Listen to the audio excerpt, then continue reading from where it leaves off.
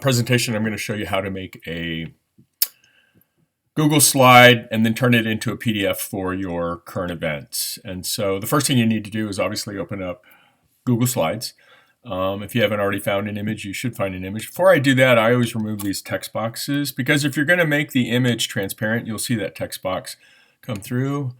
I already found an image. I found a cockroach online, and here it is. I'm going to stretch out the cockroach to fill the screen, and then I'm going to make the cockroach transparent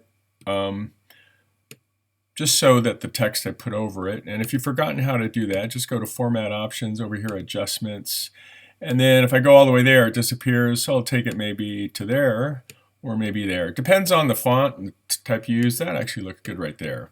All right, and then after I've done that, I'm going to insert a text box. And you're going to have to write a whole paragraph, so make the box this big. Pick a font that's going to be kind of thick. I like this one, and I usually go to about 48. But let's pretend I type a whole lot. Let's say I'm going to put a drop shadow on this. It looks better that way. Format, drop shadow over here. It defaults to black, and since you're using black, don't use a black drop shadow. Probably use a contrasting yellow would work better, or maybe even red. Okay, take the transparency down. I think that's better. You can increase that up to there. And then you have something like that. Don't make the drop shadow so much that it makes it hard to see what's going on. Anyways, so let's pretend you did that and you're ready to turn it into a PDF. Here you go.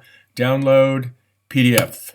And it's that easy. It's going to ask current event, give it a title, hit save. It's going to save to your desktop, then you're done. It's that easy. Please submit your PDF on Google Classroom. Please do not submit a slide. I won't take it. Okay, so please submit a PDF. Thanks a lot for watching. Hope that helped.